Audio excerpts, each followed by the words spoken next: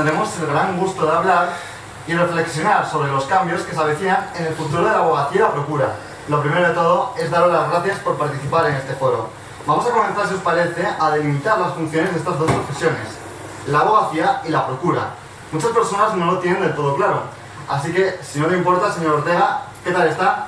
Gracias por hacer un hueco en su agenda para venir a este foro. Cuéntenos un poco qué hace un procurador, cuál es su función y cómo la desempeña. Pues, como muy poca gente sabe, un procurador, a pesar de ser absolutamente necesario legalmente en la mayoría de los procedimientos judiciales, lo que hace es llevar la representación de su cliente de cara al tribunal, llevar la fase procesal técnica del procedimiento y, junto con el abogado que ejerce la defensa, hacer todos los trámites que sean en beneficio de su cliente. ¿Y la relación en su día a día con los abogados, cómo la considera?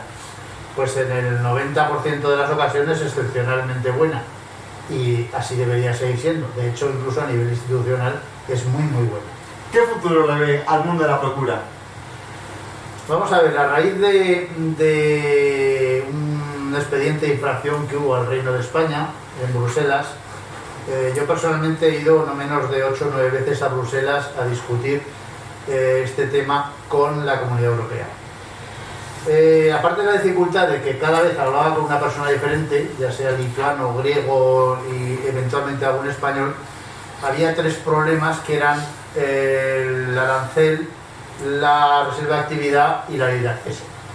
En cuanto a las 2 primeras, no tardamos en llegar a un acuerdo, y en cuanto a la ley de acceso, el problema, que era lógico, es que ellos no entendían como una profesión que con una misma carrera se desarrollaba sin ningún problema. Una vez terminada, cada uno elegía su profesión. Ahora había 2 másteres diferentes. Realmente, en el fondo, tenían razón. Lo que pasa es que nosotros tampoco queríamos que nuestro máster desapareciera. De acuerdo con el Consejo de la Abogacía, estuvimos hablando con el Ministerio, estuvimos hablando con Bruselas, y la solución al final fue hacer un único máster, pero fundamentalmente que hubiera asignaturas diferenciadas y que al final cada uno eligiera su profesión, con lo que se ha llamado la pasarela, que no hubiera que repetir un máster si querías cambiar de profesión, sino simplemente, en el caso de la abogacía, poder pasar a ser procurador, en el caso de la procura, poder pasar a ser abogado cumplimentando unos créditos. Se ha mantenido, que era lo importante, la incompatibilidad de las profesiones, que era a lo que en el fondo nos interesaba. Y ahora estamos a la espera del reglamento para ver exactamente las materias, los créditos, etcétera, etcétera, cómo se concreta eso. Pero en el fondo, al final, después de mucho tiempo, hemos llegado a una solución pactada. Usted ha señalado que la Unión Europea ha condicionado mucho esta materia. De hecho, que haya un máster único de acceso tiene que ver por las recomendaciones de la Unión Europea, que pedían que, pues eso, que quedase un poco clara la delimitación de estas 2 profesiones, como bien ha mencionado. La verdad es que el mundo de la procura ha dado muchas vueltas. Ha cambiado a lo largo de los años. Tenemos el gusto de que en la ciudad de Zaragoza se iniciase esta profesión con el primer colegio de procuradores en el año 1396. Se ha convertido en una profesión que al principio era cuasi pública, luego una profesión liberal, e incluso llegaron rumores en el año 2013 de que se eliminase. Pero parece ser que ahora volvemos otra vez a un tiempo de buena relación con el mundo de la procura. ¿Cree que los miedos de antaño de su desaparición aún siguen o parece que se han disipado? Bueno, en mi despacho tengo colgado el título de procurador de los tribunales de mi padre, que está firmado por Niceto Alcalá Zamora, el año 34. Cuando a mi padre le dieron ese título, le dijeron: no sé para qué haces esto si va a desaparecer. Han pasado unos cuantos años y realmente no desaparece, porque en realidad la procura forma parte del sistema jurídico español. Y sería muy difícil, realmente sería muy complicado eliminarla. Siempre ha habido esos temores, pero bueno, pues, como tantas cosas, pero no es una profesión que sea tan técnica como, hablemos por ejemplo de los delineantes, que desaparecieron por simplemente el avance de la técnica. Nosotros somos una profesión que lo que hace es acercar al ciudadano a la justicia. Muchas gracias. Y en el otro lado de la bancada tenemos a 2 letrados, también 2 profesores del Máster Universitario de Abogacía de la Universidad de Zaragoza, Antonio Muñoz, José Antonio Blesa. Cualquiera de los 2, quien quiera empezar para contarnos en qué consiste la función de la abogacía. Bueno, pues el abogado, como yo creo que es conocido, se encarga de la defensa técnica de sus clientes ante los tribunales y fuera de ellos. Y este quizás sería el elemento en que ya empieza a separarnos, a diferenciarnos de la profesión de los procuradores, porque los procuradores esencialmente desarrollan su labor en estrados, ante los tribunales, dentro de un procedimiento judicial, sea de la jurisdicción que sea el abogado puede trabajar como abogado defendiendo a sus clientes, pero también puede ser un abogado que dedique la mayor parte o incluso toda su actividad al ejercicio de la actividad fuera de los estrados, fuera de los tribunales. Como digo, es una gran diferencia. Desde mi punto de vista, el abogados y procuradores somos como dos líneas paralelas, ¿no? Esas que se juntaban en el infinito cuando me enseñaban en el colegio, que vamos por los caminos, por los tribunales, sin juntarnos nunca, pero efectivamente tenemos una formación inicial que es la misma y tenemos un desarrollo profesional distinto y además que se nos dice que es incompatible. Yo no estoy de acuerdo con esto. El abogado representa a sus clientes en la jurisdicción social, hace las labores de procurador en la jurisdicción social.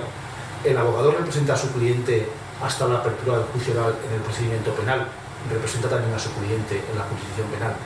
El abogado, cuando es incluso abogado de acusación particular en violencia de género, hasta la designación de su procurador también puede optar por representar a su cliente, por lo cual el abogado está invadiendo, en cierto modo, esas funciones de la procura, esas funciones de la representación procesal. Es muy importante también el hecho del desarrollo técnico. Has hablado que en el 2013 estuvo, se puso en duda, es algo que va y viene, ¿no? El hecho de la reflexión sobre la profesión de los procuradores, el hecho de su necesidad, el hecho de si son o no son un elemento que encarece el procedimiento judicial de cara al cliente, y bueno, pues debatir claramente el hecho de si debe de mantenerse esa necesidad, esa obligación de contar con un procurador en los procedimientos judiciales, y si eso no es una manera de encarecer el procedimiento. Bueno, las nuevas tecnologías, el expediente digital, la Avantius, el SNET, bueno, pues han venido, si cabe, a reducir más la intervención de los procuradores en los procedimientos judiciales. Hay muchos procuradores en algunos procedimientos judiciales no ven nunca al cliente y lo que se limitan es a recibir una notificación por el ordenador y remitírsela al abogado. ¿Justifica eso el mantener la obligación de contar con este profesional muy válido, pero para exclusivamente esas cuestiones en un procedimiento judicial? Pues yo tengo mis dudas, tengo mis serias dudas. Hay muchas veces que el cliente no sabe muy bien lo que es un procurador y te dice, ¿yo por qué tengo que pagar a este señor? ¿Por qué tengo que pagar a esta señora? ¿Qué es lo que hace? Pues digo, sería cuestión sé que mi postura es extremadamente polémica, pero sería cuestión de reflexionar un poquito acerca de estas cuestiones. José Antonio Blesa, ¿algo que añadir? Sí, incluso polemizar, como bien dice Antonio. Yo esencialmente puedo estar de acuerdo, pero con muchísimos matices. Vamos a ver, hoy por hoy en la legislación está el procurador interviniendo de forma clara, indudable. Efectivamente en algunos ámbitos no es absolutamente necesario, aunque sí conveniente a mi juicio, pero ciertamente la labor del abogado es explicar desde el primer momento al cliente, oiga, usted va a hacer falta un procurador, es este señor, y bueno, si hace falta que se le visualice, pues hay muchas maneras de hacerlo.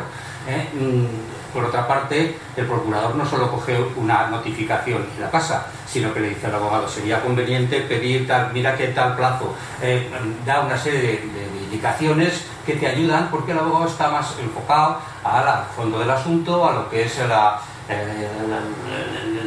lo que se está discutiendo, y no a lo mejor al proceso, que precisamente es de lo que estamos hablando, que el procurador es un poco el impulsor y el tramitador del proceso. Ciertamente yo todo esto lo he vivido, y como muy bien dice Antonio, que ya digo que en la esencia pues lo suscribo, pero yo digo que con matices, y ha olvidado algo que no lo ha olvidado, no porque no ha llegado a ello, no porque lo olvide de forma voluntaria, la cuestión de la ejecución. La ejecución sí que es una parte fundamental del procurador, y que los abogados de alguna manera llegamos exhaustos al final del proceso, hemos ganado el asunto, hay una sentencia para ejecutar, y normalmente el abogado ya dice, bueno, pues a ti te paso el testigo y actúa. Y ahí eso, sobre todo mirando cara a Europa, como muy bien dirá Luis, y si entramos a detallar estas cuestiones, pues estamos en pañales de lo que se está haciendo en Europa en ejecución, precisamente para llegar a un fin de lo que es un proceso completo. O sea que esa es lo que de alguna manera quería apuntar al hilo de lo que ha dicho Antonio. ¿Algún tipo de alusión, alguna cosa que añadir? No, insisto, La figura del procurador yo creo que tiene que reformularse. Es decir, yo creo que se perdió una oportunidad cuando se reformó la ley de enjuiciamiento civil y se les quiso dar más protagonismo en las cuestiones de las notificaciones y en las cuestiones de la ejecución. Hay procuradores que no han querido entrar en ese ámbito y se quieren mantener en una posición un poco pasiva a la hora de intervenir, como digo, en cuestiones que debería de asumir la propia administración. Hemos estado comentando antes de empezar bueno, pues que estamos un poco a la cola en la efectividad de las ejecuciones, y eso no es culpa de los procuradores ni es culpa de los abogados, es culpa de la Administración de Justicia, y de que tenemos mecanismos lentos, unos mecanismos que habría que revisar y una legislación que habría que actualizar para favorecer la ejecución del crédito de aquel que tiene el título habilitante para obtener, como digo, esa satisfacción de su crédito. Entonces, como digo, habría que reflexionar, habría que quizá no pensar tanto en que una figura desaparezca, sino en darle más opciones, o ¿por qué no todos los procuradores podamos ser abogados y todos los abogados podamos ser procuradores? ¿Por qué no? También sería una idea, una reflexión de que en un momento dado un abogado pueda en cualquier momento representar a su cliente y el procurador también pueda hacerlo, como ocurrió con los, hablábamos el otro día, como ocurrió con los notarios y los corredores de comercio, figuras separadas y distintas, pero que llegó un momento en que la realidad del mercado, el paso del tiempo hizo que fuera conveniente su fusión y se convirtió en la única figura de notario, desapareciendo la de corredor de comercio. Señor Ortega, ¿qué opina de las opiniones que han dicho los letrados? Pues vamos a ver, es que este tema es un tema muy viejo y un poco cansino. Entonces, para empezar, destila una cierta sensación de superioridad. Es decir, yo soy abogado, puedo hacer lo que haces tú, pero también yo puedo hacer lo que hago yo. Y entonces, lo que yo no entiendo es esa obsesión de que desaparezcan los procuradores, porque si los procuradores desaparecen, no se van a volatilizar, se van a convertir en abogados. ¿Por qué? Porque tienen la misma formación. Entonces, ¿tú qué quieres? ¿Aumentar más el número de abogados para que aún sea peor? Es que no lo puedo entender. O sea, esta sensación de bueno, pues es como diciendo, tú me sobras y yo lo puedo hacer. Bueno, pues es que si tú lo puedes hacer, igual yo haré lo que haces tú, y todos los procuradores de España seremos abogados. Y luego, por otro lado, en cuanto al tema de la ejecución, debo decir que hasta hace 3 años teníamos ya pactado con el Ministerio una reforma de la ley de enjuiciamiento en la que nos daban un montón de competencias en ejecución, y cuando llegó el día anterior a la reunión del secretario de Estado, los sindicatos se negaron. O sea que tampoco ni siquiera la administración la que está en contra de, porque entiende que es práctico, sino que hay tantos intereses creados que si nos tenemos que pegar con los sindicatos, con los abogados y con la administración, pues llegaremos a un momento en que no hay. Pero que insisto en que este es un tema tan viejo que es que de verdad me resulta cansino. Además, sin quererlo, hemos abierto otro debate, esa barrera entre unos y otros. Creo que han quedado claras y delimitadas las funciones de los abogados y los procuradores, así que muchas gracias. Y vamos a hablar con la coordinadora del máster de la Universidad de Zaragoza, Lucía Molinos. Sí. ¿Qué tal? Muy buenas tardes. ¿Qué se sabe de este máster de acceso único? ¿Cómo se vislumbra esta reforma? Pues se está esperando, porque como bien has dicho tú al inicio en la presentación, esta ley 15/2021 de 23 de octubre, que es la que ha venido a modificar la ley de acceso a las profesiones de abogado y procura, simplemente ha presentado pues el que sea un título único, y que todo depende del desarrollo reglamentario que se realice. Cuestión que el desarrollo reglamentario pues estamos esperando todavía. Sí que se ha iniciado, bueno, ya se ha cerrado como tal el primer trámite de consulta de la ley, en el que se pueden aportar pues las indicaciones, lo que se espera de la ley, y el siguiente paso será conocer ya el texto de proyecto de reglamento, que se desconoce.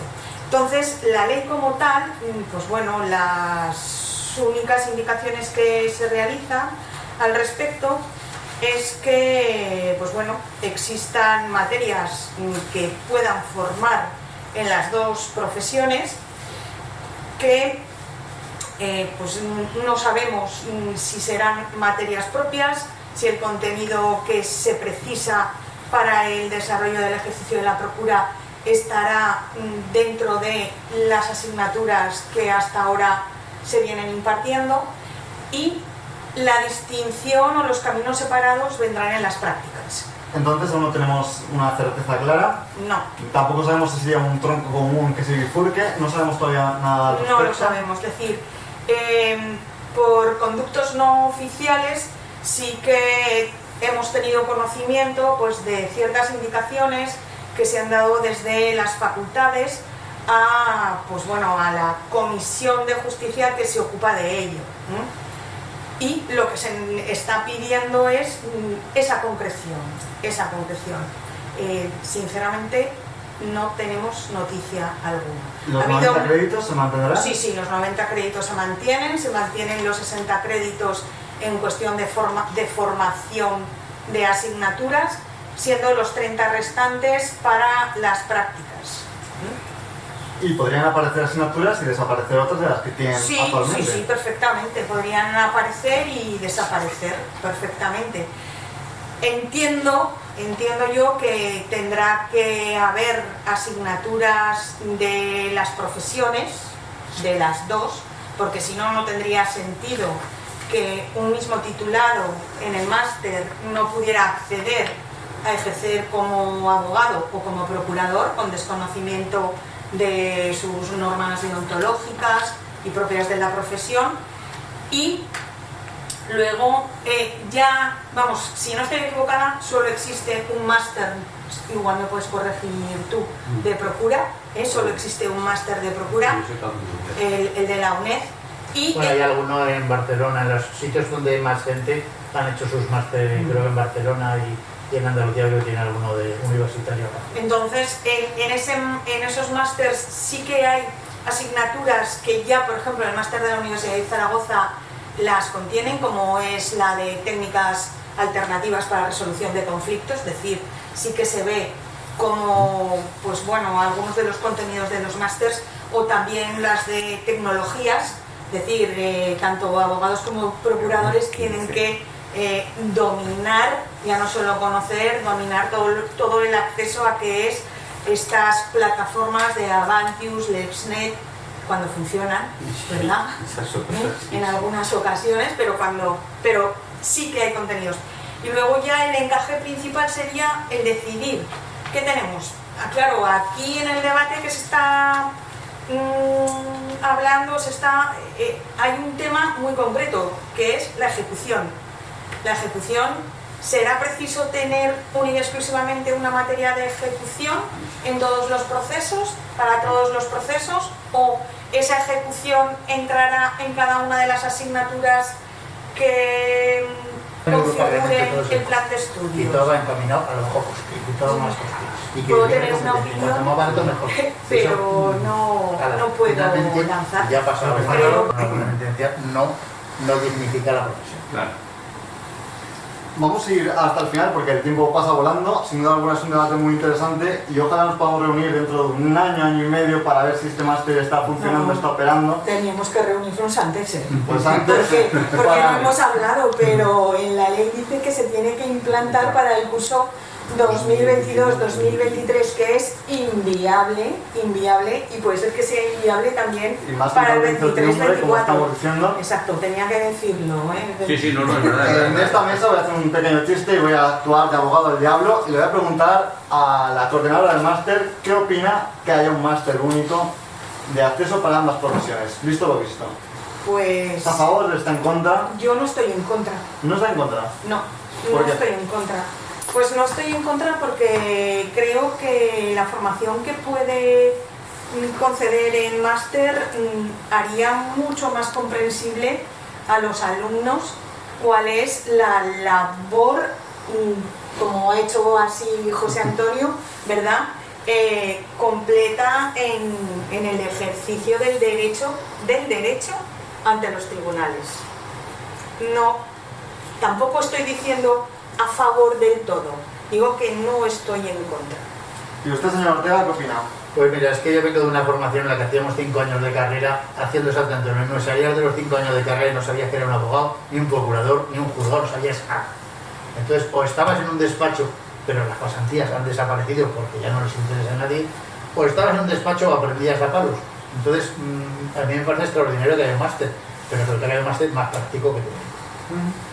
Ustedes, como profesores de abogados, ¿qué opinan? Yo estoy completamente a favor de que el máster sea que te dé dos llaves, ¿verdad? Con la que puedas abrir una puerta y puedas abrir otra, solamente puedes abrir una a la vez, que no puedes abrir las dos a la vez, pero me parece perfecto porque es bueno para el alumno. El alumno tiene más opciones, tiene un abanico más amplio de posibilidades laborales a la hora de decidir entre una cosa u otra, con lo cual eso es bueno. Si tienes más opciones, es bueno. Evidentemente eso pasa por reformular la formación, porque claro, tenemos que dar una formación de calidad y la persona que termine con la habilitación de que le da un máster, bueno, pues que sepa cómo tiene que ser el trabajo de un abogado y sepa también cómo tiene que ser el trabajo de un procurador, aunque, como decimos, al final se tendrá que decantar prácticamente por hacer una cosa u otra antes de finalizar el máster. ¿Y usted, profesor Blesa? Pues totalmente a favor con todo lo que se ha dicho, pero efectivamente regulándolo bien y incidiendo muchísimo en la práctica y, si se quiere, también en la ejecución. Porque recogiendo lo que está haciendo Europa, lo que pasa es que eso pasaría por reformas legales, pero que a ver si podemos decirlo, que ya está el máster en funcionamiento el año que viene con procuradores y además con una ejecución en la que sean mayores protagonistas. Sí, yo simplemente también quería añadir que creo que en esta mesa está planeando la idea de que no es lo mismo la formación de nuestros distintos planes de estudio en Derecho de 5 años y luego venían las prácticas, que la formación que se concede hoy de grado con 4 años. Ha cambiado mucho el sistema. Yo creo que del todo. Completamente. Creo que del todo. Evidentemente, por Vamos. los criterios matemáticos, lo que se daba antes en 5 años no se puede dar en 4.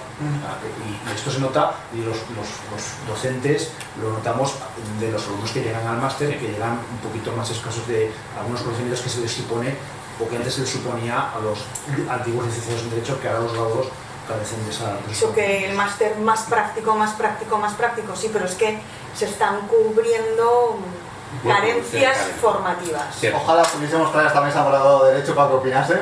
Por supuesto, por supuesto. Pues vamos a terminar ya esto. Les voy a agradecer mucho porque hayan venido Lucía Molinos, Luis Ortega Alcubierre, Antonio Muñoz y José Antonio Blesa. Muchas gracias de verdad por venir aquí. Ojalá nos podamos reunir cuando esto ya esté funcionando y entonces pues veamos cómo funciona realmente este piloto. También vamos a decirles que vamos a juntar en unas semanas alumnos del grado de Derecho y también del máster de Abogacía para que den sus impresiones al respecto, a ver qué opinan, igual que lo han hecho ustedes. Así que muchas gracias a vosotros. Gracias. Y a todos ustedes, muchas gracias por oírnos, por vernos, por estar atentos a las novedades del área joven de la Fundación Manuel Jiménez Abad. Recuerden, un lugar abierto al diálogo donde todas las opiniones son válidas y todas las opiniones, sobre todo la de los jóvenes, son escuchadas.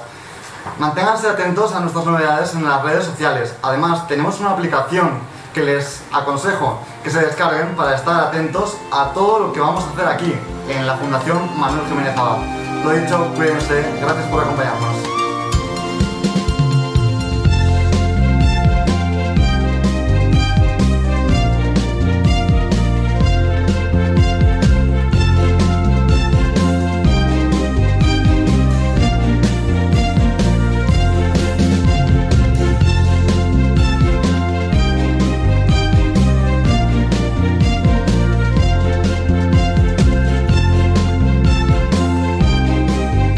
Debates Fundación Manuel Jiménez Abad.